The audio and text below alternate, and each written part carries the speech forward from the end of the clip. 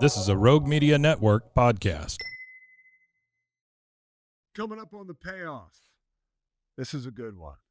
Well, they're all good, but this is special because there's a sports link. Andrew Addy's been a buddy of mine. He had to clarify for just over 4 years after I said 5. But he's been sober for 5 years, and a big part of his story and a big part of him staying sober is golf, specifically the Wilson Smith Golf League. It's a sober golf league in southeastern Pennsylvania. A lot of folks that listen to this are from that general area. There's an opportunity for you, if that's something you want to get involved in, golf and sobriety. You're listening to this, you're watching this, so sobriety is something you got to get involved in. And if you're thinking about getting involved in a sober golf league, well, the Wilson Smith Golf League is the place to go. But Andrew Addy's story is amazing. He's very forthright and candid, and he's also very funny. And he's a great orator. So he's a fun guy to listen to, tells a lot of great stories. I am close to him, so this was really special for me. He means a lot to me. So Andrew Addy, great dude, and this is a great story. But first, Kevin Souza.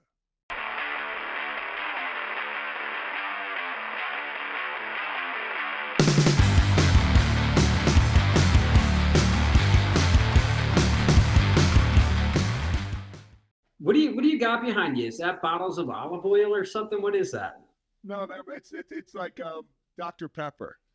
Oh, nice. Yeah. All right, you ready? Whenever you are, dude. All right, 5, 4, 3, 2, 1. All right, this is someone who I have been circling for a very long time and who I've known for 5 years now. Okay? His name is Andrew A. And Andrew, give me your sobriety date. September 27th, 2020. So what was it like towards the very end? It wasn't good. I got sober. It was like the middle of the pandemic, right? Pretty much 2020, or well into the pandemic. And,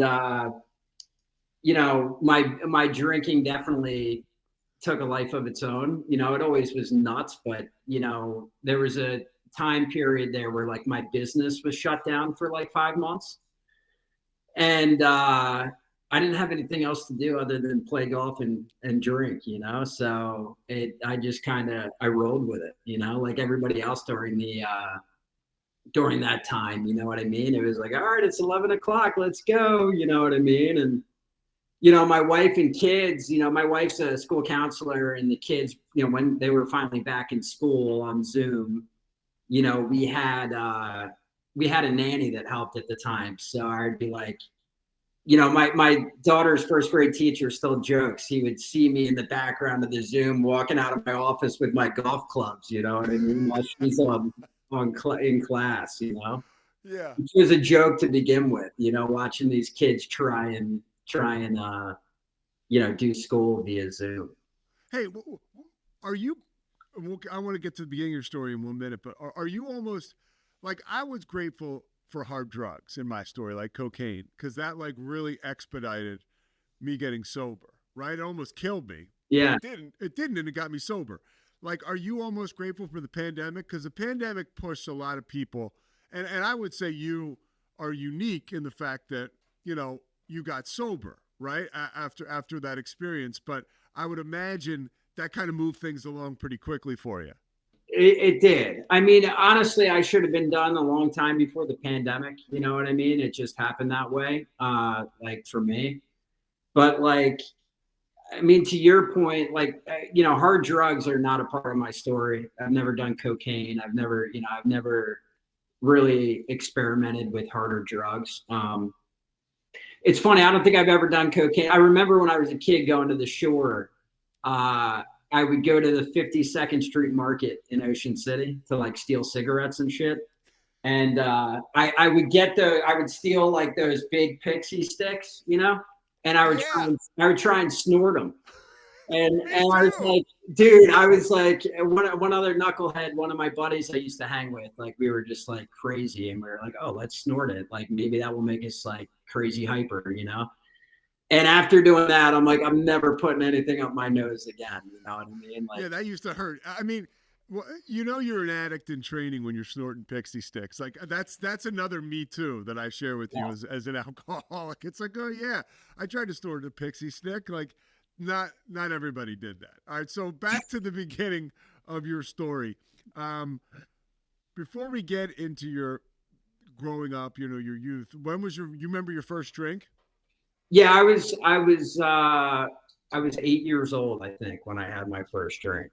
And it's funny, my sponsor, when I first met with him, we were talking about, he asked me that. He said, do you remember your first cheeseburger? And I was like, no, I can't remember that. He's like, what about your first drink? And I'm like, absolutely, you know.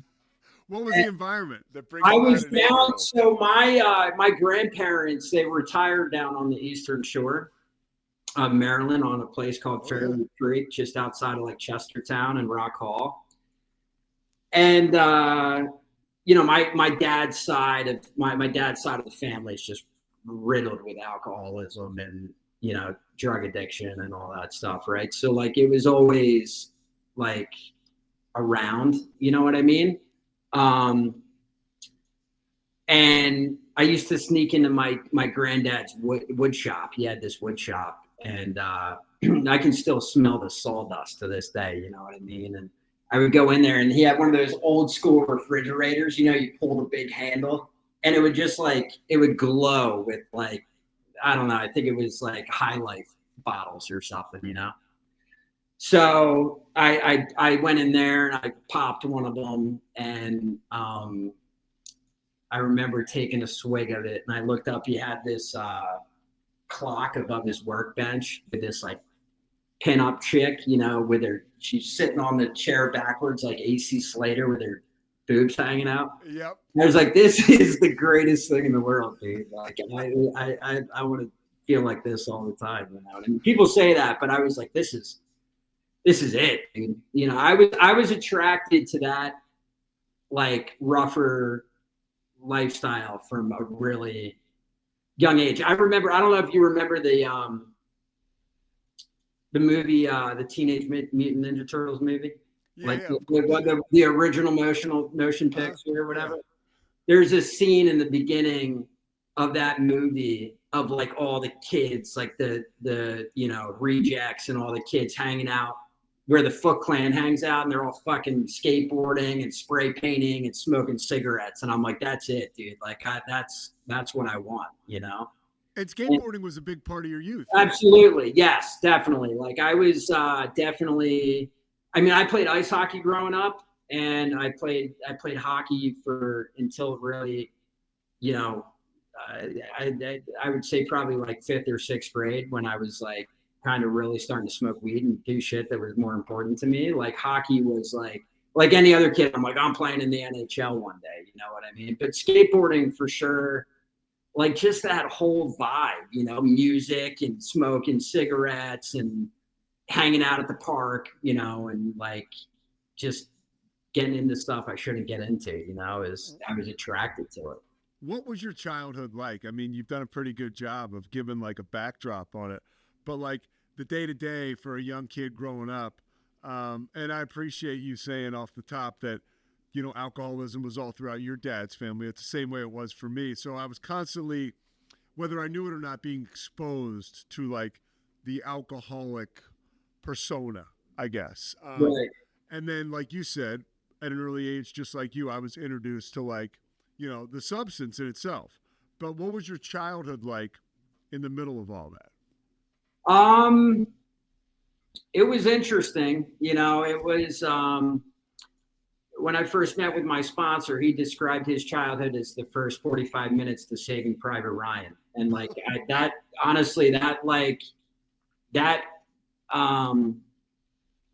I really connected with that, right? Like, I grew up in a household, I'm one of 4. I got 2 older sisters and a brother.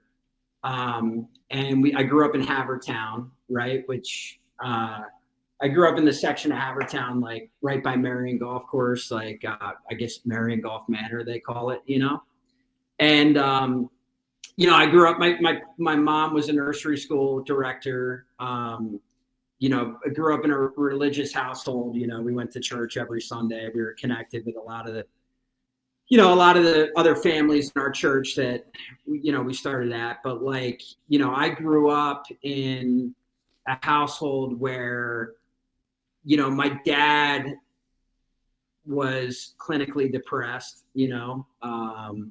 He had a lot of rage. That's something I remember a lot from my childhood. And he was never like physically abusive, but sometimes, he would scream, so loud, it was almost like he was possessed, like the look in his eyes. And,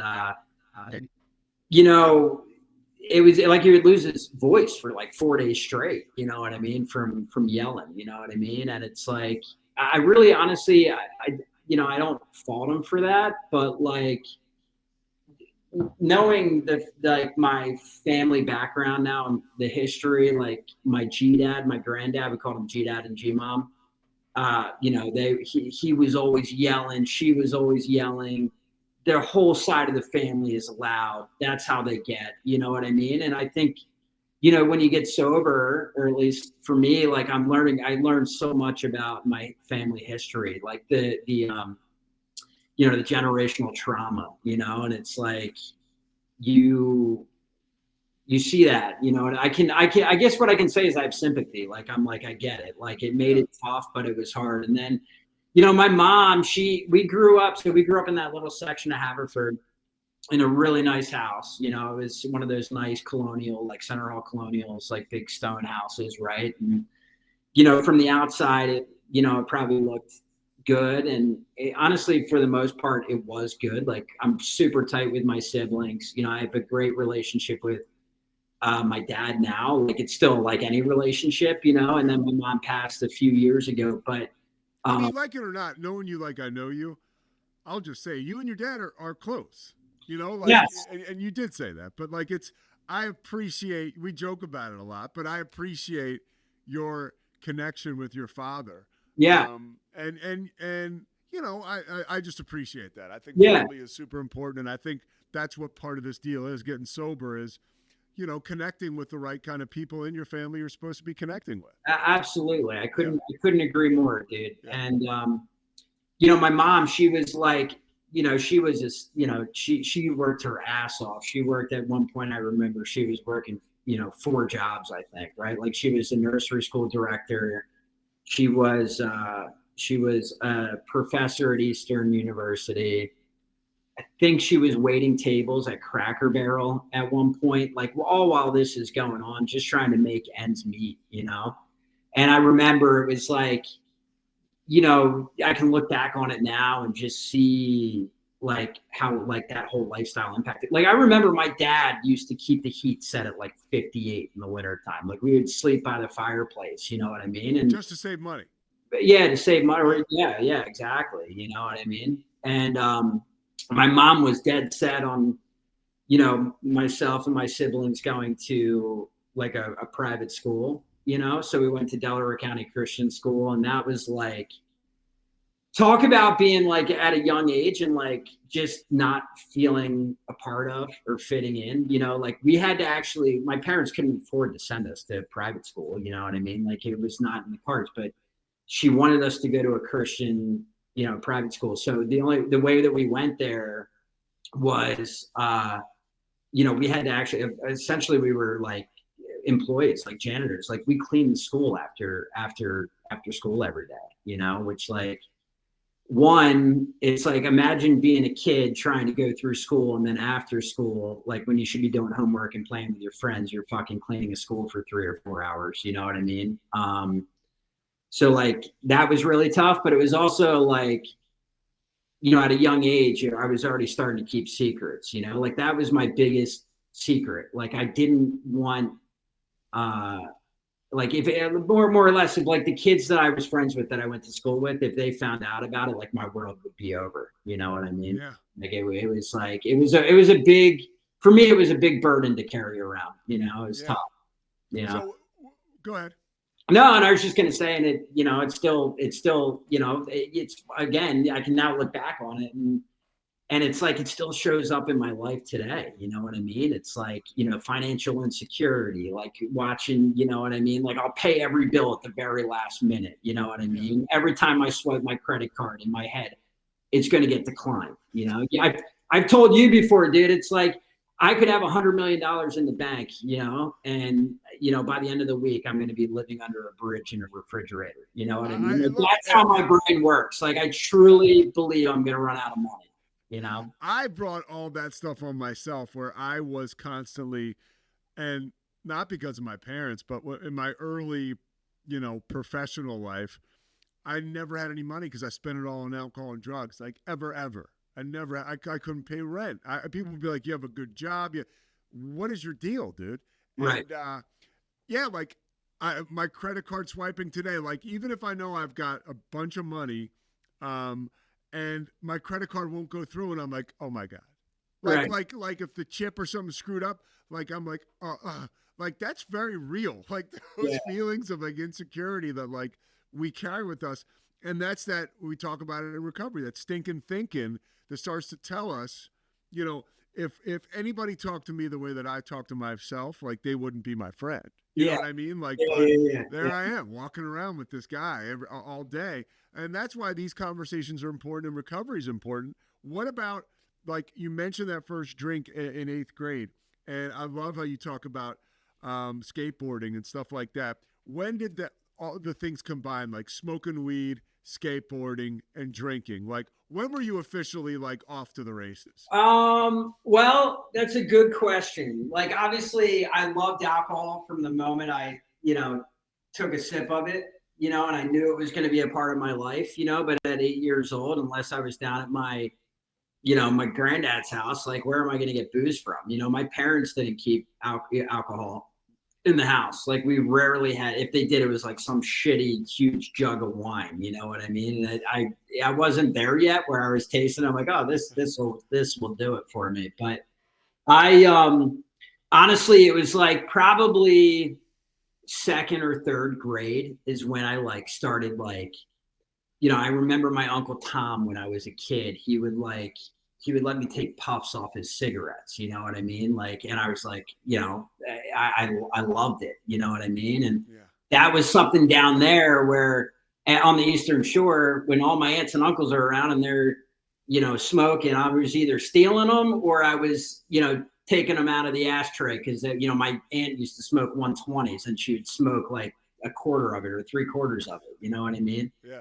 And that was like that, like at a young age, like that was, I would hate to say my drug of choice, but like, you get a little buzz when you smoke a cig, especially if you don't have one for a while. And I remember like there was this one time I was down at the shore. I probably need to make a financial amends to the 52nd Street Market. I don't think it's there anymore, but I used to go in there and steal cigarettes. I would steal a pack of cigarettes. I would go over to the skate park at 53rd Street, the little park over there. And I kid you not, like I would smoke the whole pack in 2 hours. I would literally like monkey fuck it or whatever, and just like I'd be finishing it and lighting the next one. You know what I mean? And I would smoke the whole pack. And that again, dude, like your life today is the same. You know what I mean? I prove to myself every day that I'm an alcoholic and I can't drink. Like I joke, like I really honestly think I come to the brink of giving myself diabetes every week. You know what I mean? Like I eat like this is the alcoholic thinking. And I'm telling you, I was in this convenience store yesterday, and I mean, I must have thought for 2 minutes, which is a long time in a convenience store to mull over a bag of Twizzlers. Yes. I was like, dude, there's all that freaking sugar in there. If I eat, like, there's no, here's the real problem is I know that if that goes in the car with me. Quiet. Sorry, dude. That's not the first dog that's interrupted. All right, sorry about that. No. But no, like if that bag goes in my car, it's not even making it home. and I'm like 3 minutes from home. No chance. Yeah, Dude. and I'm gonna feel like register.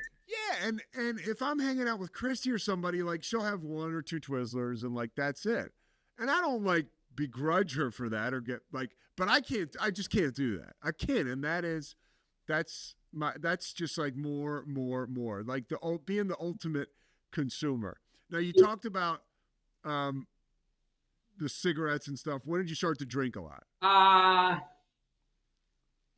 I would dabble, you know what I mean? Like when I could, after, like I said, if I could sneak it, I would. But I would say probably like really starting to drink like 6th grade, 7th grade, somewhere around that time frame. Wow, that's early.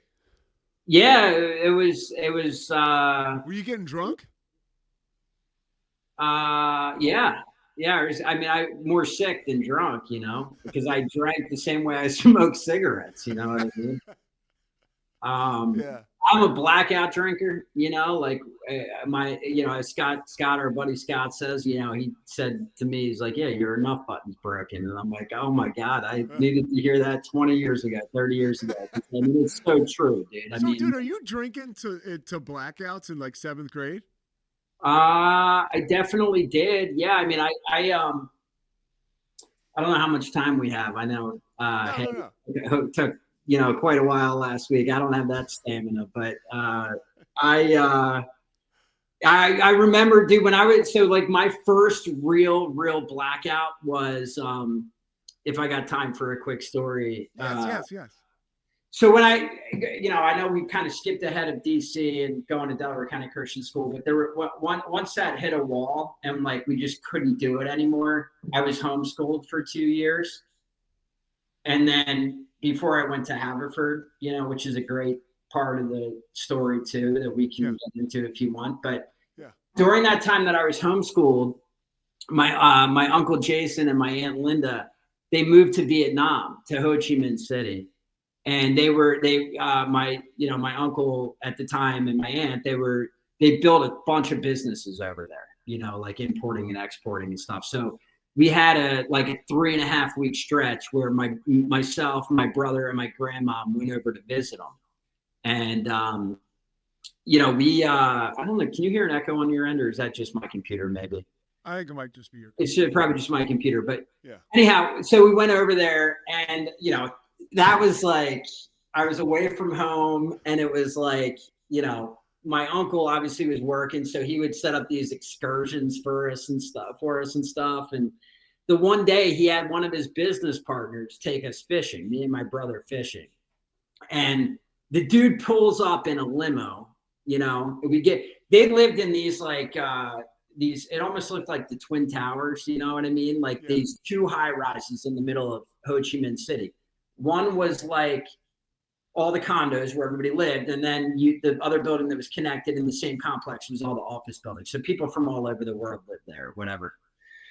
But so he picked us up to go fishing in this limo, and we get to this like lake or whatever in Vietnam outside the city, and we're fishing with like bamboo poles. The guy's like tying ducks to like strings and throwing them out there to attract fish. And he doesn't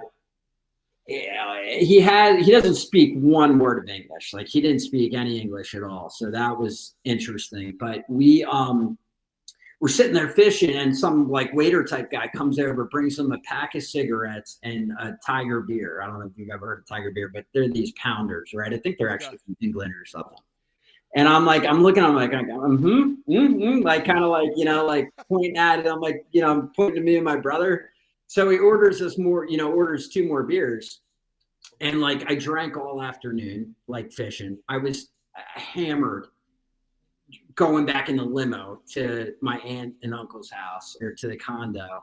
I have pictures of it to this day, dude. I look blasted. I have a Wu-Tang hat on that's like to the side, you know what I mean? And we get back to the complex, and there was a huge party that night for like everybody that lived in this complex. And my aunt was like the MC of it. She was hosting the whole thing. So we get back, we get cleaned up, And I get on the elevator to go down to this thing, and they're still setting up, and the waitress or whatever server's like pouring these 24-ounce glasses of beer and just putting them out on the table. You know, there's like just lining them up on the table. So I was going up, I was taking 2 of them, going around the side of the building and chugging them as fast as I could. And I probably did that 4 times. Like I just kept going back. And long story short, the main event of this party was everybody that was at this party gathered around the swimming pool for like, not like water dancing like you see in the Olympics, but it was like play in the water, like dragons going around, and everybody, they turned on the lights down and focused it on the pool. And I was on the edge of the pool and I lost it. And I just started puking in the pool while this thing is going on, this event's going on. And there's like, you know, they're dancing and doing their thing, and this cloud of throw up is just like drifting towards the people. And, you know, I remember my brother grabbed me by the collar and dragged me into the building and took me upstairs and like was, you know, he was like, dude, you're not going back downstairs. Like I was trying to convince him I could go back down and that everything was cool and that I was fine. And I'm like falling over, I'm like on the ground, you know, and I kind of remember it. He just wound up and punched me in the face as hard as he could, knocked me out, and I woke up at like 10 o'clock the next morning on the living room floor. So it's like, dude, it was when. How old are you then? 6, 7. I think I was 14 at the time. Okay. I think I was around 13 or 14 when I was in Vietnam. You know? Dude. So hold on. And this is funny now because you're sober. I always have to say that sometimes.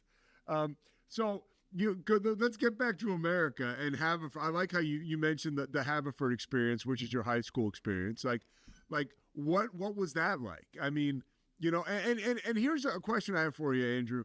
Like let me ask this first. When was your first consequence? I mean, that sounds like a pretty big consequence, a roundhouse from your brother in Vietnam. Yeah, dude, I never really had any real consequences. I was a piece of shit, dude. Like I remember at DC when, you know, there was like a concert one night, like, you know, for all this the whole chapel or whatever. And me and my one buddy were sneaking outside to smoke Marlboro Reds, breaking into cars, like stealing cell phones and stuff like that. And then the dumbass that I am, I called another buddy of ours that used to go to DC and moved down to North Carolina. So they traced everything, found out that it was us. And, you know, it was handled outside of school. We had to return the phone, and, you know, my mom and the other mom took us out to the movies afterwards. You know what I mean? Like there was no real consequences in my life. It's a shame though, too, honestly, because I wonder if I would have gotten sober earlier. I wonder, there's a lot of damage that was done, you know, a lot of friendships that I burned, people that didn't want to be around me anymore because of the way I drank, you know, which was like Russian roulette. You never knew what you were going to get. I could be the happiest person in the world, or I could just be an asshole, you know, and looking to pick a fight, whether it's with a girl or, you know, not a physical fight, but like get into it. You know what I mean? Yeah. And it was just, I wasn't a pleasant person to be around, but like, I used to pride myself in not ever taking a road soda and drinking while I was driving, but I got in the car hammered all the time and drove, you know what I mean? And, I'm lucky. And that even towards the end, you know what I mean? That's part of the finale, you know, my bender, that last bender. I mean, I driving home plastered, you know what I mean? And it's sometimes gives you chills to think back on it. One, you're grateful that nothing happened to you didn't hurt anybody else, but nothing happened to me. You know, I never had any real consequences in life. I'm jumping all over here, but part of your story is really interesting when, you know, your high school experience, right? Like, you know, you basically just walked out of school one day. Yeah. And never came back. Dude, so I joke, but it's the truth. Like, I really have a 7th grade like level education, you know, like, because like when I left DC and I was getting homeschooled, I wasn't doing schoolwork. I was skateboarding. You know, my dad's like, "What are you doing for gym class today?" I'm like, "I'm going skateboarding for 2 hours," you know, and I'm freaking smoking cigarettes and smoking weed. You know what I mean? And it was like, that was like two years of that. And then it was kind of like, dude, I just want to be normal. Like, I just want to go to school like a normal, like all my friends that go to public school that I hear are going to parties and hanging out with chicks and like having fun. You know what I mean? So I like, my mom, I swear to God, she would have never, I think she just got tired. She would have never have let me go to public school. Probably because she knew how I was, you know what I mean? I don't know. But anyhow, I talked her into that. I think I started going to Haverford. I was homeschooled, I think, 8th and 9th grade. And then in 10th grade, I convinced her to let me go to school so I could be with all my buddies that I was skating with and stuff. And dude, school from the very beginning has always, you know, been very challenging for me. You know, my ADD. Me too. I mean, I you know, I remember when I went to Haverford, I mean, I was in learning support all through elementary school, like extra, you know, support stuff after school. You know, like I remember when I went to Haverford, like I don't know how to be politically correct. So I'm going to try and say this like in the nicest way possible. But like I was in the classroom with people that like, you know, are wearing helmets and stuff. You know what I mean? Like people that have some serious disabilities. You know what I mean? Yeah. And that didn't feel good, you know. And yeah, it just like it pours on the feelings of insecurity. Oh my God, dude! I am so insecure, and I have been my whole life. You know? And that stuff will give you a jump start, which is why, dude, when I started, same thing as you, dude, reading van. You know, dyslexic, ADD, special classes, special courses over the summer.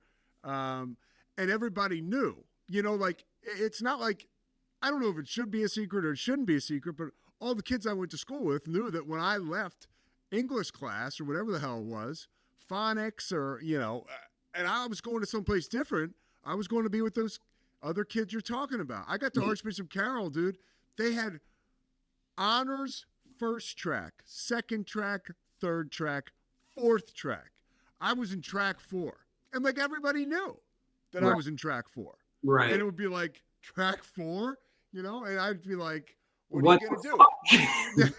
Now I can say I did make a lot of different friends. But yeah, that does a number on your psyche. And alcohol certainly does a lot to relieve that. For you, it was smoking weed. So as we move along here, how did you leave school and what happened after that? Like finally when the structure's done, like walk me through high school, how you left school, and then. Well, dude, when I started going to Haverford, you know, I already knew a few people that were like, you know, guys that skated or, you know, what do they call it? BMX and like bike. Yeah. Like Tyrell was a big biker. I remember, I don't know if you know Linwood Elementary School. Do you remember that school on, like, we were just nut jobs. Like, we would go on top of that roof and, like, smoke weed. And, like, on the back of Linwood, there's the school, and then there's a massive bank hill that went away from the school. I'm talking, like, this hill was probably, like, 40 feet, 50 feet, like, downhill.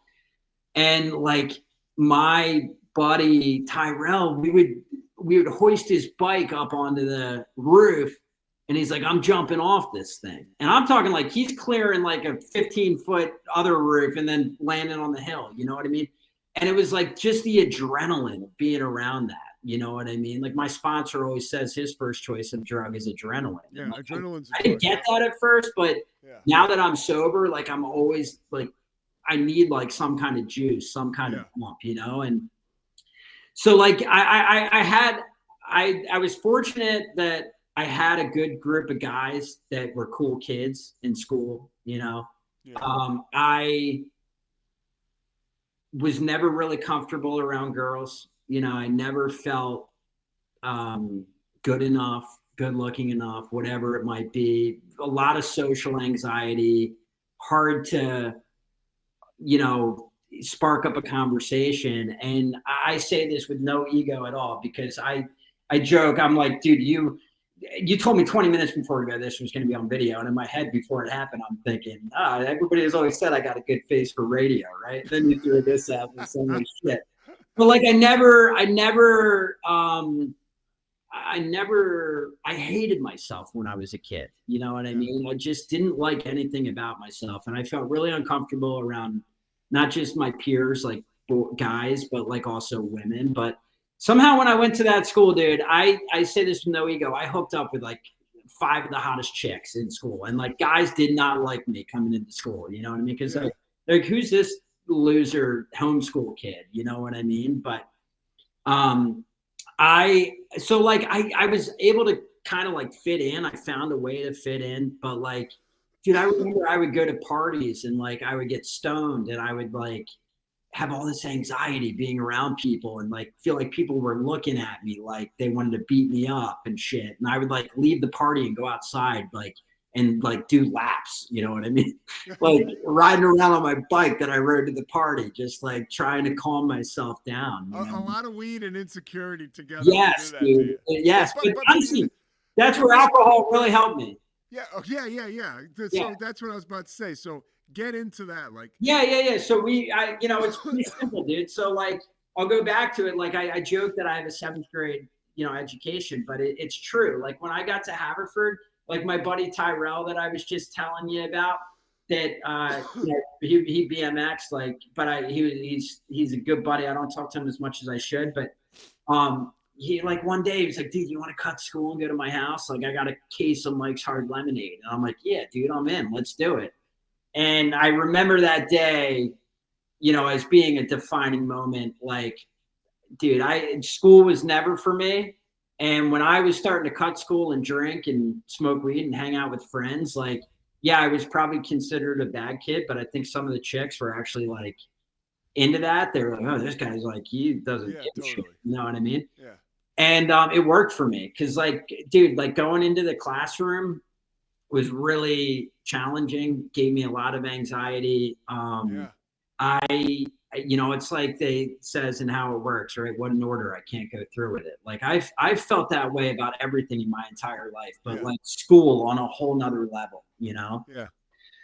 And so I just struggled, dude. I would go to class when I had to, but I didn't do homework. I didn't apply myself. I would just sit there. I still have nightmares about it, dude. Like computer science, like I still will to this day have nightmares about that class. And I remember after 10th grade, I went into 11th grade and I went into school and I sit down in my homeroom and I'm looking around and I'm going, where the fuck is everybody? You know what I mean? Because they do it by alphabetical order, right? My initials, Andrew Addy, right? Like, so, and everybody was like, so typically maybe it shuffles a little bit, but everybody's the same. So I went down to the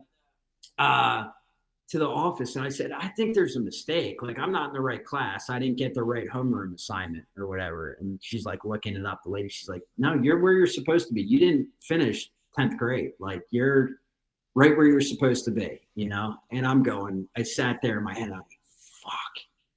And that was it. I walked out of the office, the school office, and walked right out the door. And I was like, I'm not going back. Fuck that, dude. I'm like, there's absolutely zero chance I'm failing at something else and having like all the friends that I've made, like, be like, oh yeah, he's an idiot who didn't pass, 9th grade, 10th grade.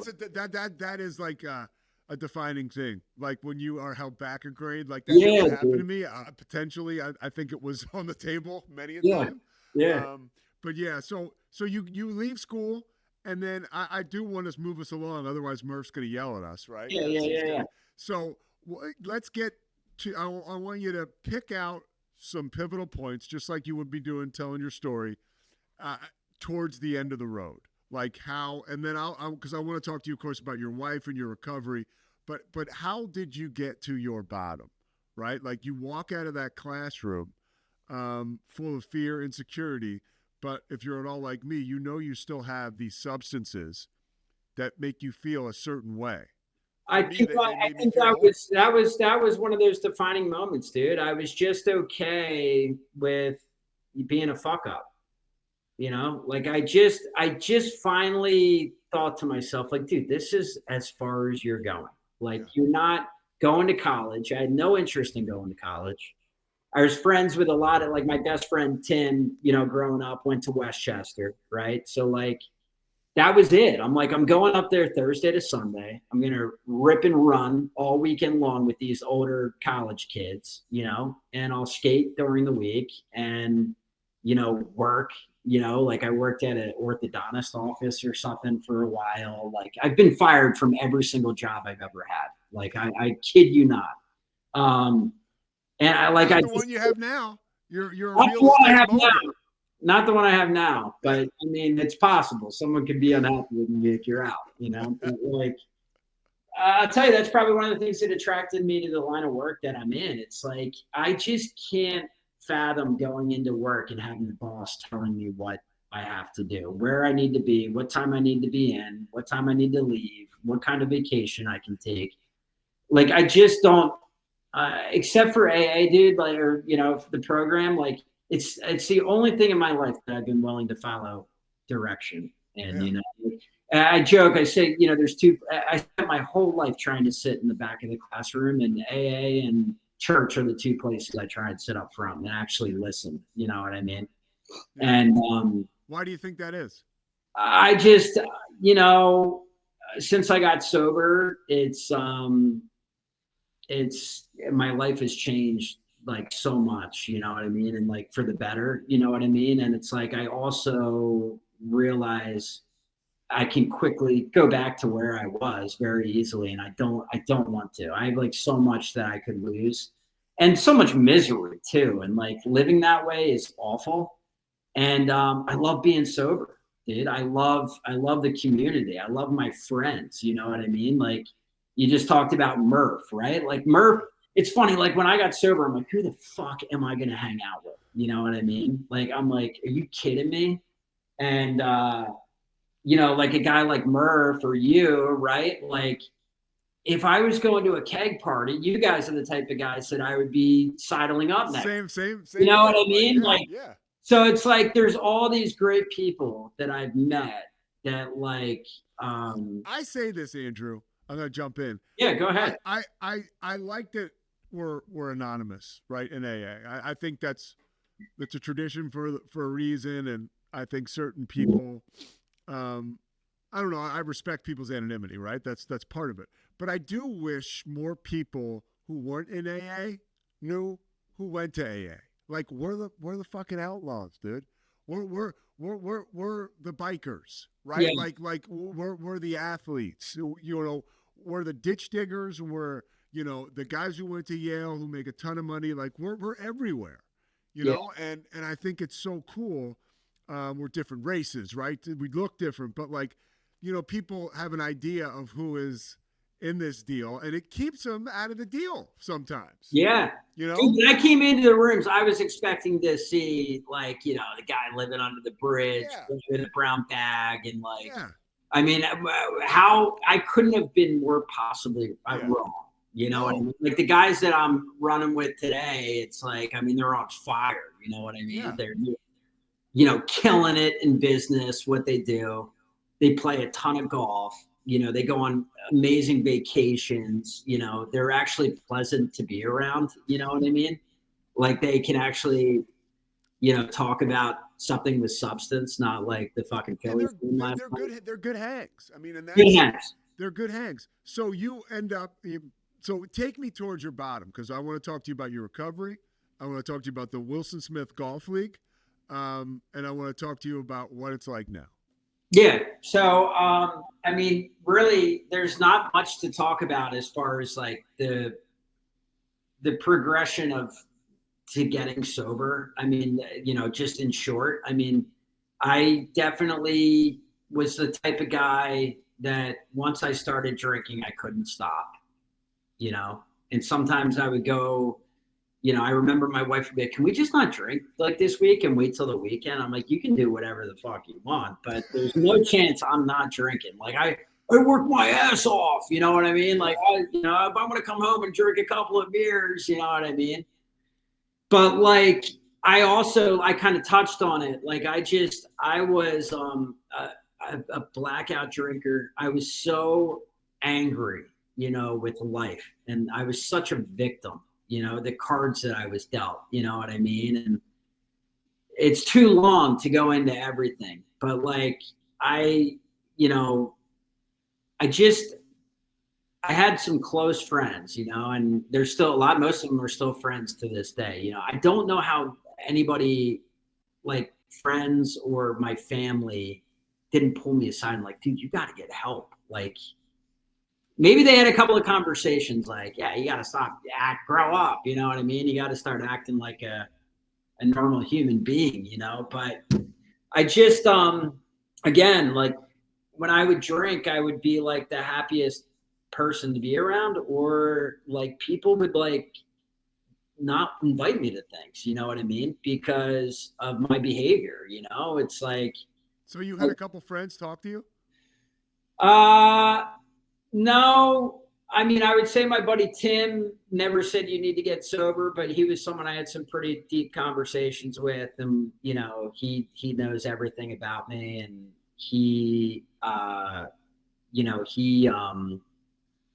would hint like, you got to dial it back, that kind of stuff. But I never really had. I mean, I'm talking about even like crashing cars and shit. You know what I mean? Driving home from Atlantic City, plastered, and trying to drive back to my beach house, and I crashed 2 blocks before the beach house, ran off the road and smashed into 3 parked cars. You know what I mean? Booze everywhere. Somehow I talked myself out of it. The cop was like, were you drinking? And I was like, I was last night, but I went to bed and I woke up early to come back to Ocean City to surf. And he's like, what's up with all the ice in the back? And I'm like, oh, I hurt my ankle surfing last night, and I was icing it this morning before I left. And they wrote me an $80 ticket for reckless driving, for falling asleep at the wheel. Like, I don't know how, again, the consequences. Like, I don't know how. I could always get by with charm and manipulation and just like twist it really, really good to work in my favor. But like, I was just a train wreck, dude, and it was like, I in my head, I was okay with it. It was who I was supposed to be, I wasn't. When you hit that bottom. Yeah. What did you do? So the bottom for me, dude, like, again, the pandemic was like tough, because I mean, I was getting booze delivered to the house. There was one vodka company in Philly that would drive it and drop it off in like a, pickup truck. And, it just got kind of dark, I guess you'll say. Like, I was drinking all day long into the night. I would pass out. I would wake back up at like, 1 a.m, go out to the fridge, chug a couple of more beers, you know what I mean? Passing out in my garage, I remember one time I passed out in my garage and like I had an extension cord out and everything. Now I remember I was trying to plug my phone in, my phone had died, and I was like FaceTiming with my buddy, like, drinking and smoking, bullshit and hanging out, and just passing out. And, it just like was really dark, dude. Like, I honestly, like, I'm even hesitant to say it, but like, I never thought of myself as suicidal, and I really don't think I'm suicidal, but like, there were definitely thoughts starting to come into my head. Like, is this how it's going to end? Like, I cannot stop drinking. Like, I was drinking around the clock. I was either really hungover, or I was thinking about when am I going to start drinking again, or I was really drunk. Like, and I just couldn't break out of it, and like, I was starting to have thoughts. I'm like, dude, I'm putting my wife through hell. I got 2 kids that are, beautiful kids that I'm, they don't know what's going on now, but I just like, for the longest time, like, I was like, I don't know how else to end this. You know what I mean? Like, I don't know how it's going to end. And I never like attempted anything or thought about attempting anything, but like, I was definitely starting to have those really dark thoughts. Like, God, this has got to end somehow. You know what I mean? So anyway, I got sober September 27, 2020. And it was like, I got sober at my member guest where I play golf. And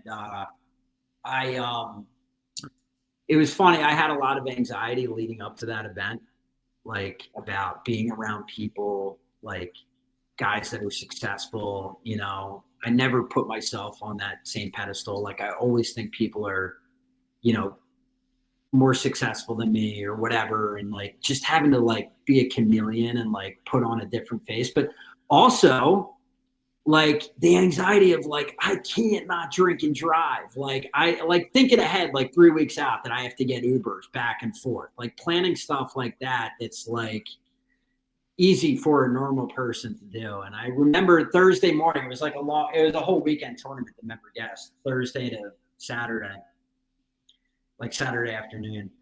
But I remember I got out of the shower that morning and I went onto my Uber app to get an Uber to go over to the club at like 10 o'clock. And the Uber, it said like 40 minutes or something like that. I was like, there's no fucking way I'm waiting 40 minutes to go over there and start drinking and hitting balls and bullshitting with everybody.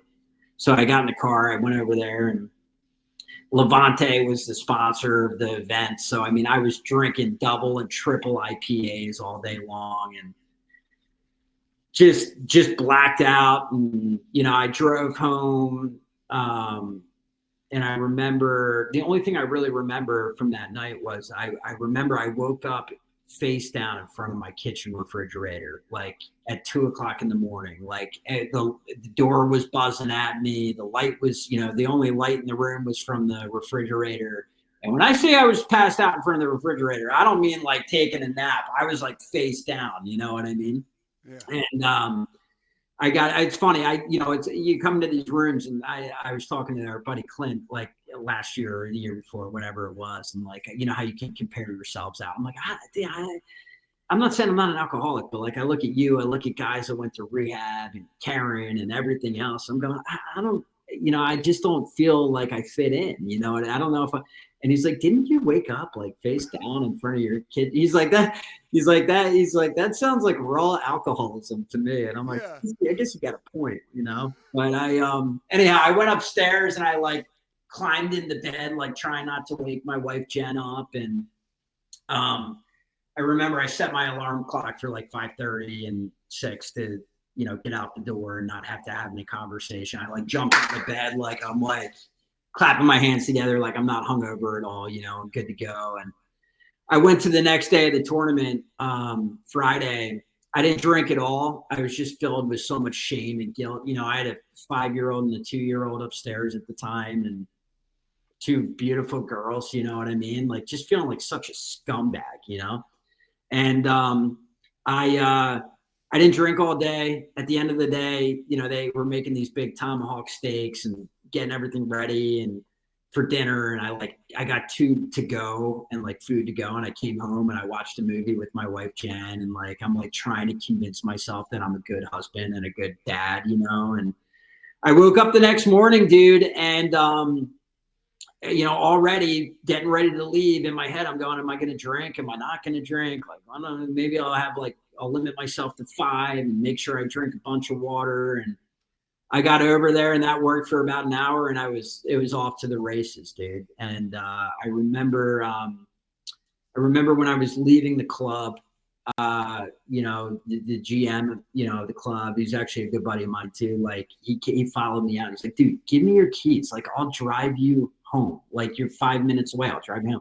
And obviously I wasn't having that. I'm like telling him to, you know, fuck off and everything. And, yeah, I got my car. I drove home. I remember I ran into a detour because there was like a bridge out and I was driving all over the place. And I got home. I made it to bed and I woke up the next morning at like 9:30 and I'm coming down the stairs. And my wife, Jem, she was like, were you really okay to drive last night? Like, I figured you would have Ubered. And I was like, dude, I was just out of moves, dude. I was done. I waved the white flag. I was like, you know what? Like, I wasn't okay to drive last night, and I definitely wasn't okay to drive Thursday night. And like, I was like, I got to get some help, you know? Like, I got to figure this out. And I mean, I've said that a million times in my life. And for whatever reason, dude, I was just done. Like I couldn't do it anymore. I'm watching I'm looking at my kids downstairs at the table, like coloring and stuff, you know? And I was just like, it just hit me. I'm like, dude, like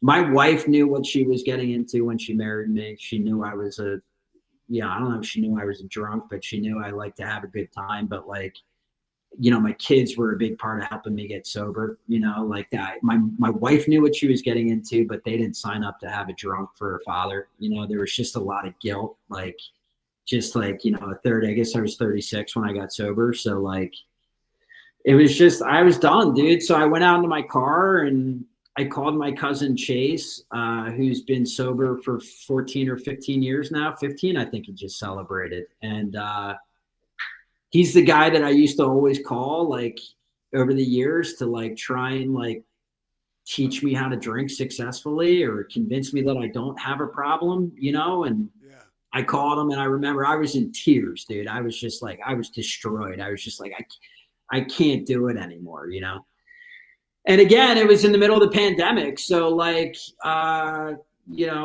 he was like, dude, like, I'm not going to tell you you're an alcoholic. It's not my job to tell you you got a problem. But he's like, why don't you hop on, my home group, meets on Zoom, right? He's like, why don't you just hop on that? And you don't have to say anything. You don't have to have your screen on. Just get on and listen, and it's like, all right, I'll do that. So I think it was that Wednesday or Tuesday, I had a board meeting at the club where I play golf, and I walked out of the board meeting a little early, and I get in my car and I dial into this Zoom meeting, and the guy chairing the meeting, he's like, hey, I'm Mike, I'm an alcoholic. And I was just like thinking to myself, I was like, how the fuck did I end up here? You know what I mean? Like, I couldn't believe it. You know what I mean? Yeah. Like, even 4 days before, AA, the program, a 12-step program was never, it wasn't that I was opposed to it. It was just not even on my radar, Yeah.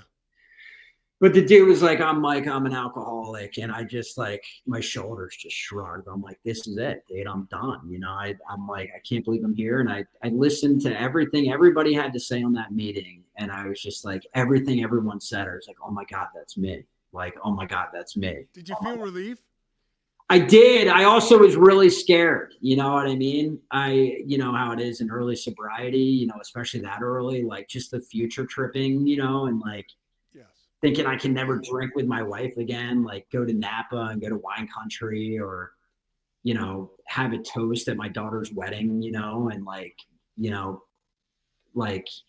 whatever, all the thoughts that we have, you know what I mean? Like, it was scary. And it was also scary because it was like, coming out of where I was at, I just didn't think that I could do it. I didn't think that I could stay sober. I just didn't, whatever. And now I'm sitting on a computer screen and like, I'm like going to meet, like my first 5 months were all Zoom meetings. Like, I didn't meet anybody, like any fellowship or people. But there was some kind of fellowship on the meetings. Actually, Addy, they're all in Florida. You mentioned, I asked you the question, did you start to like, I said you were getting fellowship, but you said everybody was in Florida, right? Yeah, I mean, I guess. I mean, when did you get on the fourth dimension? The meeting that I was on. Well, that was honestly, I think that was after. I think I maybe have only known you for about four years or so. Because I mean, I didn't find 4D until I forget who turned me on to it. But it honestly, fourth dimension. Like, I mean, I don't get on it that much anymore. I should, but I just like, for me, I found like getting belly to belly with other alcoholics and like being in person that's really helped me the last, few years or whatever. Absolutely. But I mean, fourth dimension, I mean, that was great because it was like, it's a men's meeting, right? It gets pretty deep. Guys talk about a lot of stuff, and it felt like home to me. You know what I mean? Like that was like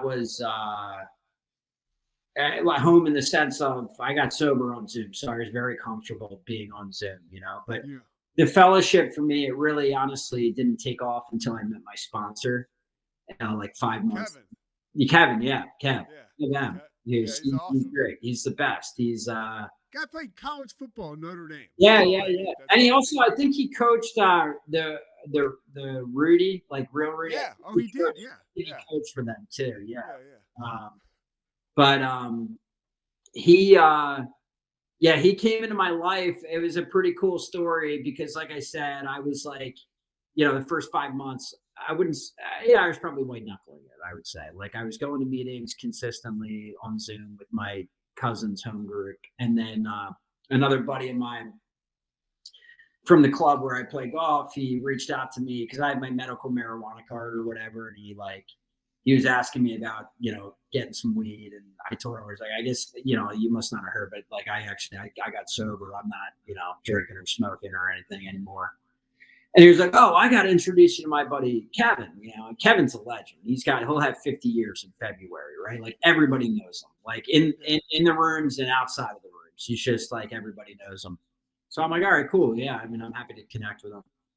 And, so he texts me and Kevin and says, hey, just introducing you to Andrew and, Kevin, blah, blah, blah, blah. And like, Kevin was like, oh, let's get together you want to grab coffee or lunch? And I'm like, yeah, I guess. Yeah, sure. Like, I haven't been exposed to that at all. Right. And he texted me the next day and he was like, hey, are we getting together? And I said, yeah, I'm free. I'm around. He's like, let's do it. And I said, all right, well, I'm in Downingtown.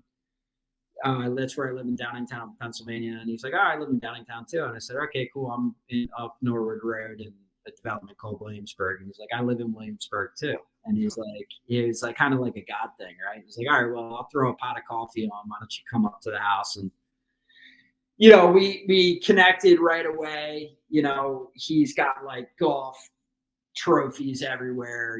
He's a big time golfer. And, we connected on that, and like he actually texted me, I think it was the following day, it was really honestly huge for me, dude, because like those first 5 months my business was shut down. I was surrounding myself with a lot of untreated alcoholism, just still hanging out with guys like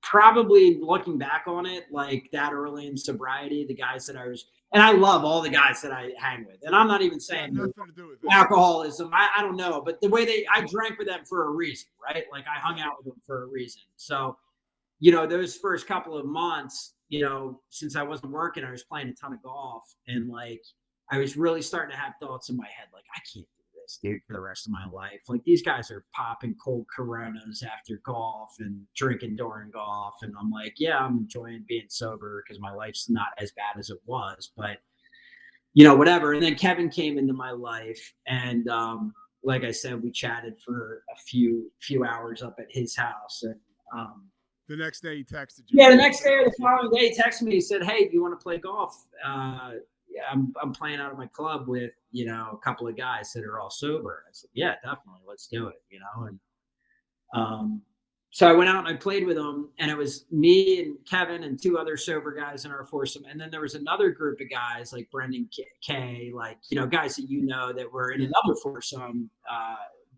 And they were ahead of us. And I met these guys, and I don't think we played any holes together, but like we kind of chatted and hung out for a little bit. And dude, I just remember leaving the club that day, driving home, and I couldn't wait to call my cousin and be like, dude, you're not going to fucking believe this, dude. Like, I just played golf with 8 sober guys, like all really cool dudes, like I was like, I couldn't believe it. Right. And like, cause again, these guys are just like us, right? They're not like losers who, had to get sober. Like they're really fun people to be around. Hey, what does Scott say? Or he said it years ago, and it's one of my favorite things ever.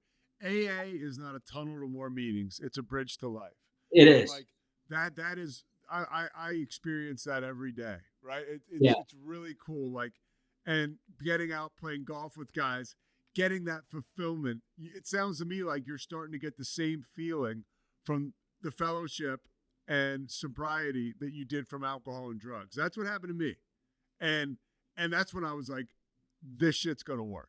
Right. Like, I remember thinking that, like, if I do the work myself, I'm going to get these feelings, but they're actually more sustainable and obviously real feelings as opposed to like the fantasy land that drugs are and alcohol is. That experience you just described, there were moments like that for me when I was like, oh, this shit's going to work. Like, I was so fired up. You know? Yeah, dude. I remember my cousin, he said to me, he's like, dude, if you don't see this as a sign from God, like that's up to you whether or not you want to keep drinking. If you want to go back to that, but he, like everybody says, I can promise you your life is just going to get better and better and better. And he was right, dude. And that, I started playing some golf with some sober guys, through Kevin. And then he introduced me to the Wilson Smith Golf League, and which, the Wilson Smith Golf League, I will tell you, saved my life. Kevin, honestly, I had to get sober. God saved my life, but Kevin saved my life too. He was so instrumental in my early sobriety and connection, you know what I mean? Like how we all crave connection, you know what I mean? Even if we like to isolate, and I found my people, dude. Kevin jokes, he says we're like the island of misfit toys, you know what I mean? And it's true. We're all very odd in our own ways, but it's all good, and let me ask you something. For a guy who's sober, I know, and I'm not a big golfer, right? But guys who play golf, a lot of times they play golf. They're drinking on the course. They get to the turn. They get transfusion or 2 or 3. And they're smoking out there. And it's difficult to get sober and then to parachute back into that environment. Was that something you were nervous about? And how did the Wilson Smith Golf League debunk all that BS in your head? You mean, was it to parachute back into hanging out with guys that were drinking and playing golf? I mean, just the act of playing golf. That's something where you did a lot of drinking and and maybe it was light, but it's still, for a lot of people, that's synonymous. Maybe not so. Yeah, I maybe it could have been a trigger, and I just didn't. I was too green to realize it, But I think I was I did get the gift of desperation, and I didn't want to drink anymore, right? And golf is not an option to give up. And I don't know, because my story is I found Kevin, or Kevin found me, or however God put us in each other's lives, and then everybody, it just grows from there. You know what I mean? I got, Kevin called me and said, hey, do you have interest in getting into this sober golf league, the Wilson Smith Golf League, which was started by Peter Henson 20 years ago, and that started off because, my understanding is he would show up to, maybe it was Pickering Valley, or I forget what golf course, and every Saturday morning, and you'd want to get a game, and, it struggled too, and knew a couple of other sober guys there, and that played, and it was 20 people for, a time, right? And it was this cool little organic thing that grew into a legit golf league, and there's 100 plus guys that are in this league now, and talk about connection, dude. I have probably 150 people from my golf club in my phone I can get a game from, and I probably have another 150 people in my phone that are sober that I can play golf with. You know what I mean? I never have a trouble getting a game if I want to get a game, right? But what exactly is the Wilson Smith Golf League, and how can sober people that get involved? Yeah, dude. So we have to make the cut. No. So, dude, I mean, so really, there are a few requirements, and very few. And one of them is to be in the competitive division, which you play 4 competitive matches a season, 2 home, 2 away. You just have to have 1 year of sobriety to play in that league. Right. And then, you or one of your partners have to belong to a private club, right, in the area. And the area of southeastern Pennsylvania. Yeah, pretty much. Yeah, exactly. And talk about a game changer. I grew up playing public golf courses and shitholes, right? And then I joined my club, right? And I only played in my golf club. I never got any exposure to any other clubs. And now it's you're getting text to play Marion, and you're saying, I can't. I already committed to a game at, I don't know, wherever, Aronimink, whatever it might be. It's and that, dude, that's just icing on the cake. What did that do for your self-esteem? To really, because you get sober, and this is not just golf. This is sobriety. Like, you get sober, you crawl into that room, a broken individual. For me, I mean, honestly, Andrew, I dug deeper than you. Like, it's funny you said, like, when you first got sober, you're like, what am I going to do? Like, socially, what? I had nothing, no social. I had nobody who's, I mean, zero. I had zero going. So it made it a little easier for me to stop, right? And I was so desperate that, like, going into the rooms and connecting with people exposed me to life again, right? You know, AA, from Yale to jail. So it doesn't matter if your sponsor, is a garbage guy, or maybe he's an attorney, or maybe he's somebody in business, or maybe, I remember my guy Mike P. in Hoboken, New Jersey, he ran a company that had to do with, they sold like tractors or stuff like that. But it exposes you to so many different things, right? And the further you go in sobriety, the more exposure you get. And so now you're talking about these golf courses and, being exposed to these men who are, who have what you want. Right. Like, really have it on the inside. And, that's got to help a lot, because you're out there playing golf and you're spending so much time with them. It goes back to the shit. I forget who said it. Maybe it was Arnold Palmer, but it was like, you want to get to know somebody. Like, the best job interview is around a golf, right? Because you really see all the emotions. You find out if they cheat, if they don't cheat. Like, you know what I mean? How do they handle adversity, right? And you're doing all this and figuring all this out with guys who are sober. Yeah, dude. And I think I'll go back to, like, not only being around guys that have, what I want, and that doesn't mean material things. That just means sobriety to me, and, like, a happy life, you know what I mean? But, like, I mean, just to give you like one illustration, like the first year of my sobriety was pretty tough, like it was like trying to figure out how to get sober and like try and act like a normal human being, and like, how do I manage life and events, without drinking, and I think it was like 7 months into my sobriety. My mom, her whole life, she had like autoimmune issues, right? Like, she had a rare form of MS, and always struggled with her health, and so like in April of 2021, she got COVID, and she went into the hospital, and she was like not doing great. And then she started getting better. She got out of the hospital, and then she had to go back in like 2 weeks later because it like flared back up. And she was in the hospital. She died in June 12th coming up.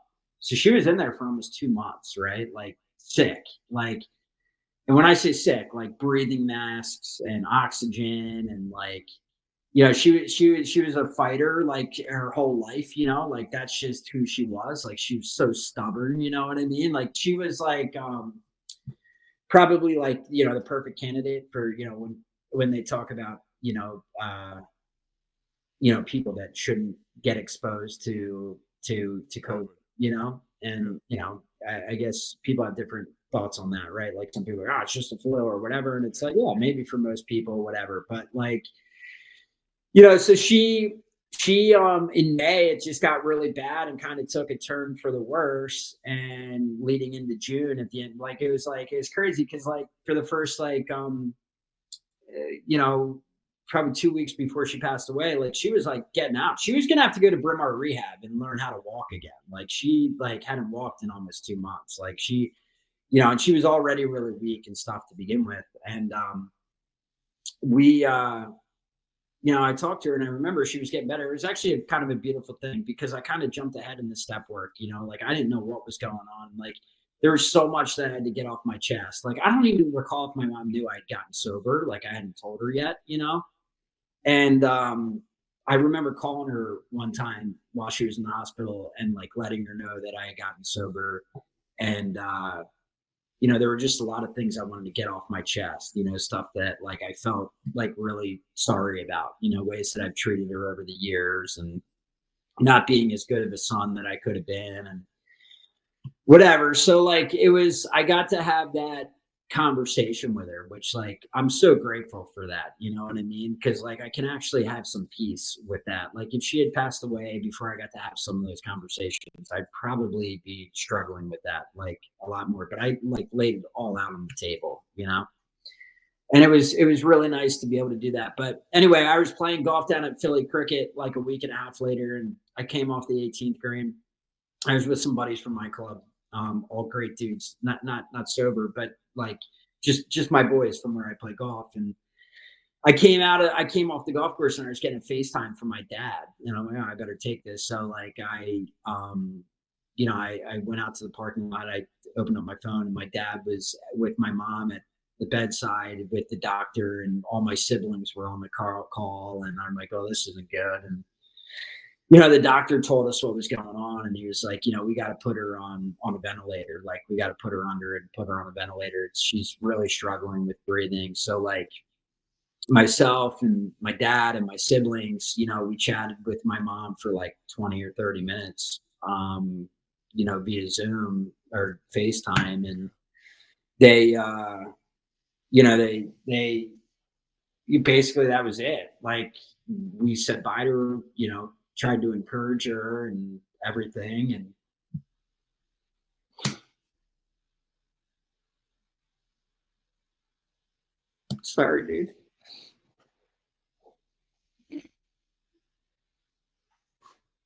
Yeah, it's tough stuff, man. That was it, dude. It was just I'll tell you that's different circumstances, but we said goodbye to my dad kind of the same way. It was a weird time. Yeah. Right? Like it was like 7 or 8 of us on FaceTime, and we all just kind of said goodbye.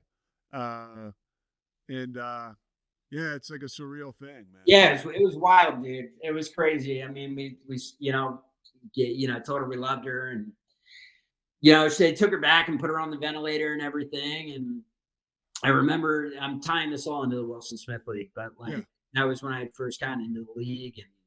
And there was a guy, a really good friend of mine now, Fred, who has been a huge part of my sobriety, and I love him like a brother. And his partner, I don't know, couldn't play, so like I got a call like, hey, do you want to get in? We have a spot for you. Like, typically there's that year of sobriety, but I had like 5 or 6 or something. Like, we'll make it work. And the week leading up to my mom passing, we had a match scheduled, and I was going back and forth with the guys via email. I just was explaining what was going on. It's kind of fluid. I don't know if I'll be able to play. And of course the guys were like, dude, if we got to, we'll reschedule. All right. And I'm like, no, I was like, I got to go visit my mom at the hospital in Bryn Mawr, anyway. And we were playing over at Golf Mills and King of Prussia over there. And, I was like, so honestly, like, if you guys still want to play, like I could actually use like, some serenity, get out and like whatever. So like I went and saw my mom, which was like really tough. That was the first time I saw her in 2 months, and she was in a coma on a ventilator and whatnot. And I went over there and sat with her for a while and whatnot. And then I left and I got to Golf Mills, and that locker room to me is really special. It's like, I can't explain it, but it's like, it feels like you're in an old church, like it's got these vaulted ceilings and like almost like pew style benches going around the outside of the room. It's a really cool locker room for like a golf geek, real lockers. It's just like you show up, you sit down, you put your shoes on and whatever. And I felt really at peace, because I really felt like I was sitting in a sanctuary in a way, you know what I mean? Like just a quiet room. And I went out to the range to hit balls before the match, and the 2 guys that we were playing against, I had never met before, right? And one of them was Andrew F. From Fourth Dimension. Yeah. I remember walking to the range, and he walked over to me. I've never met him in my life, and he gave me like this hug, that like I felt like I've known him my whole life, like a brother, you know what I mean? Like, and that's like the connection that I'm talking about. Like, I feel like all of us have like suffered so much, and we have this bond, it's almost like a brotherhood, you know what I mean? Brothers in our defects. Yeah. That was a reading the other day.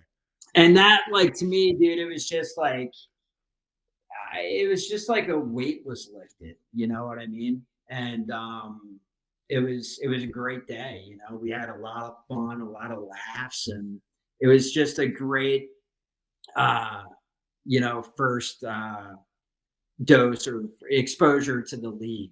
Like it was just we had a lot of fun, and it just kind of grew from there, dude. Kevin was the membership chair at the time. I started helping him. Peter Henson, who started the league, started reaching out. I started helping with that. And I remember, like in December of 2021, Peter Henson, he invited me down he belonged to a golf club called Secession down in South Carolina.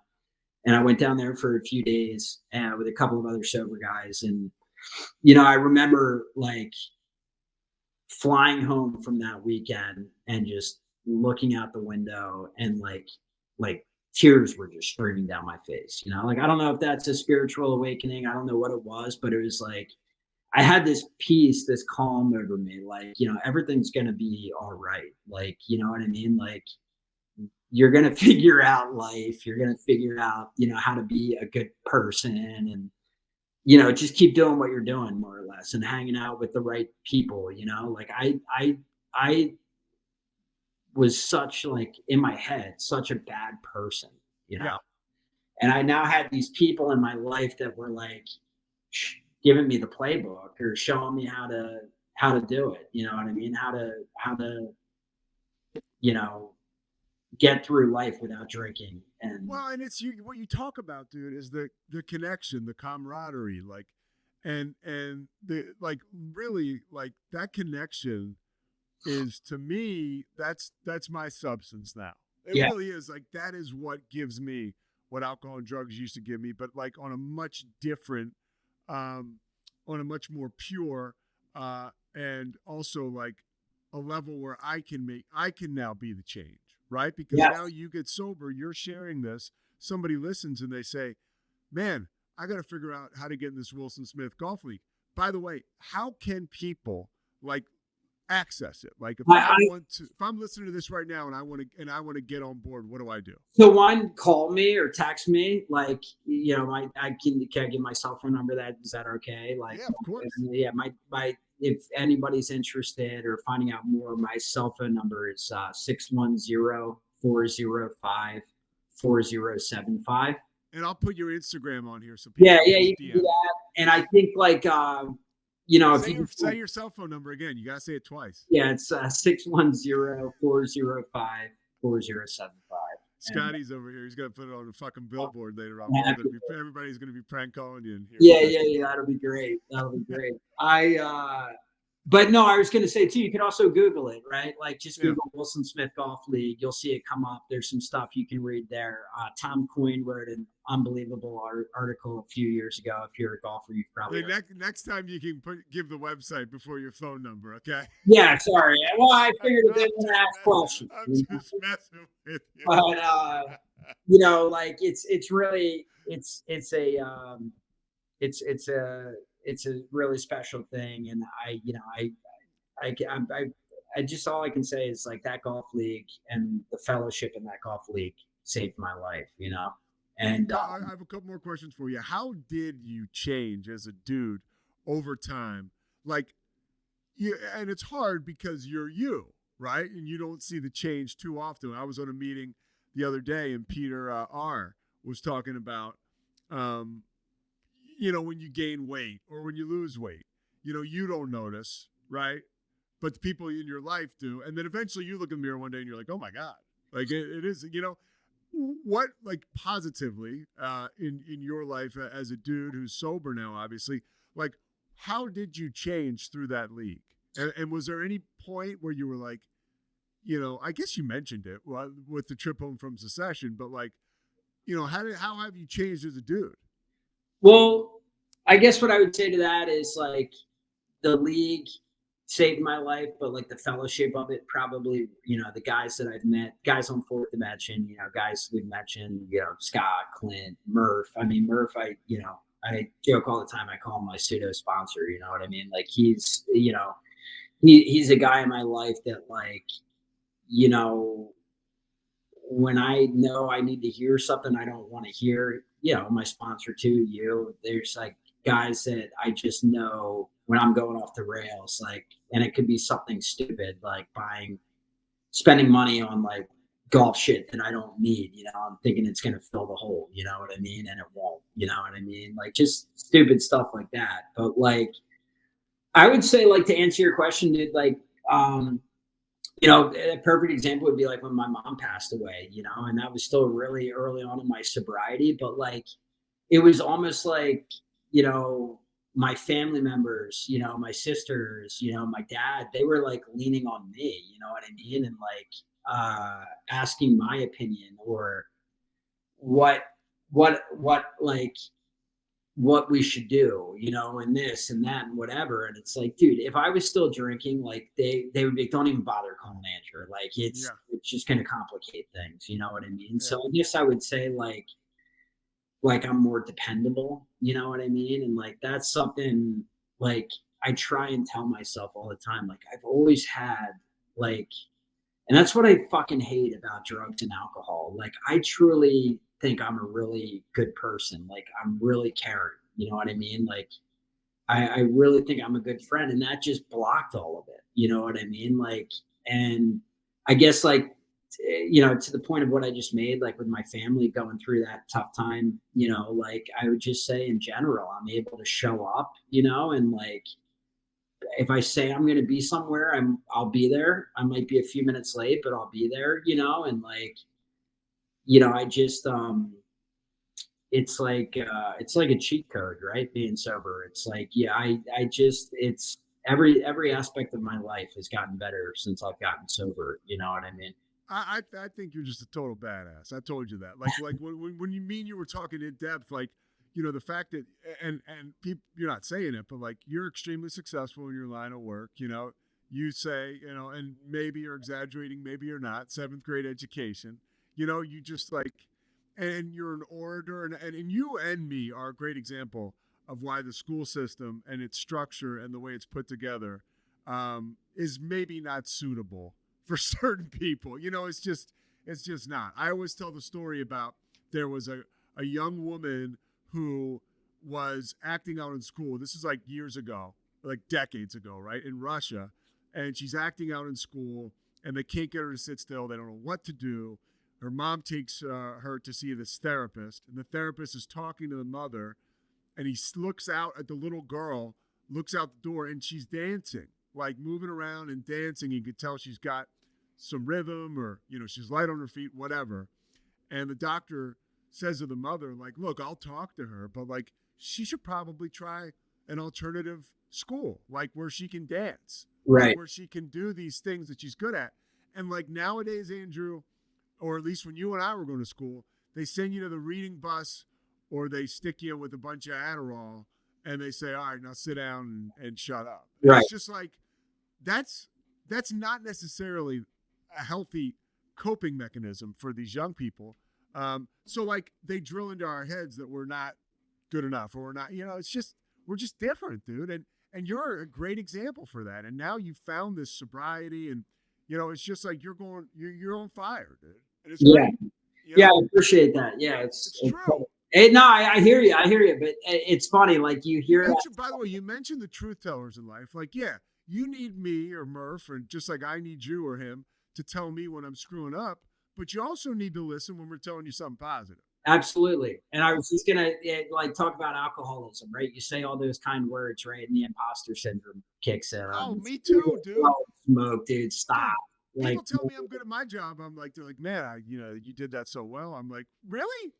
And then, it's funny, and then I think I blow it for myself. People are like, this fucking guy doesn't. It's funny how the mind, works, right? Like the alcoholic mind. Like even if you stop drinking, sometimes, dude, honestly, like I think like living sober is harder than living drinking. Like it's weird. Like in some ways, yes, it's way harder to be a drunk and try and get through life, but like to like deal with all of your emotions. Well, but that's why we got to stay connected. I understand. That's why every day it's a brand new day where you got to turn your will over again. And like I've been doing this thing because I've been spending so much more time with my fiance, with Christy, and it's just like reporting for duty. Like, what do you got for me? Like going into the day with no ego, and just like, like I am definitely not in charge and Right. on a bunch of different levels. It's right, dude. It's funny. It's like I was thinking about this. I forget what you said a little bit ago, but like something like just like how our minds work, and how our brains work. Like the whole thing of like growing up, like how all the stuff like impacts me still to this day, like the social anxiety and all that stuff. Like, dude, I'll every year I do a trip with a bunch of sober guys down to Pinehurst, right?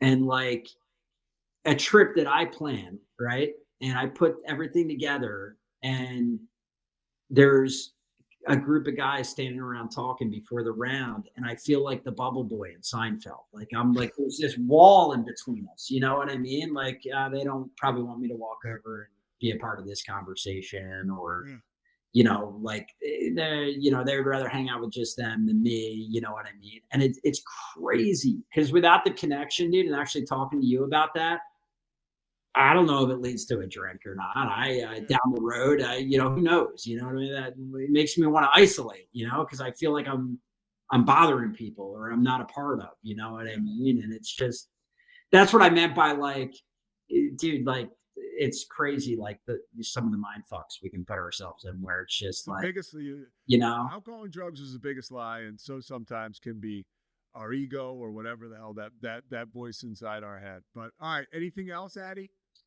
no, dude. I mean, other than Fantastic. It was long overdue. yeah, right. I hear you, dude. It was great, and I really appreciate it. And I got to give a shout out, to my wife, and my Jen, yes, and my kids, dude. Like, I mean, I think we did a good job of kind of leaving them out of it, yeah. respectfully, but I think it is also tough No, to I do that. just, dude. I mean, like, it's like I look at, everybody, like, it's really is, family disease and the way that it like impacts your loved ones. You know what I mean? Like, yeah, it's a hereditary, disease, and it runs through your family, right? But like, just like the whole other aspect of how you impact your loved ones. Like, dude, I remember something that crushed me after I got sober was my wife. I was feeling a little cocky after getting some, short amount of time, right? And I was like, I think I got to talk to you about some of these resentments that I have, and she was like, "You want to talk to me about resentments?" And she told me which really was hard to hear, but she told me that I made her feel like a prisoner in her own home, and it's crazy, dude. Like that's what we do to the people that we love. You know what I mean? Like I remember being at the club and drinking on a Friday night at 6 o'clock, and Jen would be like, "When are you coming home? Like it's Friday night. The kids want to have pizza. They want to watch a movie. You know what I mean?" And like it's like obviously I can't say I don't love alcohol more than my kids. I love my kids so much more than that. But like it was still winning. Like I was still choosing to stay at the club and drink, you know what I mean, rather than go home and hang out with my family, and like my kids, my wife, like I'm really vocal and open about my sobriety. Like my kids know I don't drink adult beverages, and I don't know if that's part of it. I just want them to be aware of it because I see little isms in them, that like, I just want whatever. But like, it's also, just who I am, and like I have to apologize a lot of times, you know what I mean? Because I still can act out and I can be a dick, you know what I mean? And I don't know. I just feel like I have to say that because like when I think about even before we got married, like all the shit I put my wife through, like, thank God she stuck around. You know what I mean? Like she's like an angel, you know what I mean? Like she, saved my life in a lot of ways too, Yeah. So I don't know. I feel like I would at least have to say something about that, you know what I mean? But Well, it's a huge part of your story. yeah, yeah. And I always try to like stay away from somebody's married. I try to not to ask too many questions. I never know, but, No, it's all yeah, good, dude. yeah, Yeah, yeah, it's great, dude. yeah. It's I mean, I know you guys have a real happy marriage, but there's also, you want to respect the relationship. And again, like because sometimes, spouses, partners, just like we like to stay anonymous. It's interesting how the whole thing goes. yeah, dude. I mean, I just the one last thing I'll say, and it kind of goes to them, it's just like the one thing I've just gotten really clear on is like who I give my time to, you know what I mean? And it's like, you know, I feel like I robbed them of so much time, that like my family definitely comes first, even if it's stuff that I don't really want to do. Yeah. And then like sobriety, you know what I mean? And my fellowship and the guys that I hang with, you know what I mean? Like, there's only so much time in a day, you know what I mean? And it's just like, I gotta, for me personally, I gotta be around people that are gonna fill me up, you know what I mean? And keep me on the straight and narrow. Guys like you. Yeah. Well, and my guys like my brother, he was in town on Saturday or this past weekend, and we spent all Saturday together. And at the end of the night, I dropped him off at the hotel, and I knew I was going to see him the next day, but we had like a great 90 minutes where it was just me and him, and we talked about everything. And, I'm connecting with him. He's my brother. It's just amazing. Like, we're just like vibrating on a different level with that great conversation and that connection we share. And when he was getting out of the car, I was like, dude, I got to tell you. I was like, it means the world to hang out with you and to share this. And I said, like you said, my cup runneth over. It's my cup, but it's true. You know what I mean? Dude, it's the greatest gift in the world, dude. It's like, I would say that like for me, it's like, it's just, I mean, I don't know where I would be at right now if I was still drinking, you know what I mean? And like, I can't stress it enough. My life in so many aspects has gotten so much better, over the last 5 years, 4.5 years that, I mean, I have no interest in going back, so. All right, we're going to post this. I'm going to put your Instagram and the Wilson Smith Golf League website. People need to get involved. I'll also be talking about the Wilson Smith Golf League on my sports show, the Pete Souza show. And Addy will come back and talk about it at some point on there. But I needed to get you on here first. So. Yeah, this was great, dude. It's an honor. It's it's I listen to it all the time. So I mean, this was fantastic. I appreciate you letting me jump on here and hang out with you for an hour and 40 minutes. That's perfect. It's not bad. It's still a little long, but yeah. I beat Hagen. All right, man. Thanks, Andrew. Appreciate it, bro. Take care. All right. Thanks. Thanks so much for listening to The Payoff with Pete. Once again, I'm Pete Souza. And of course, we are part of the Rogue Media Network. All kinds of good podcasts you can find at roguemedianetwork.com. And of course, you can find this podcast and all those other ones wherever you get your podcasts, iTunes, Spotify, other spots like that.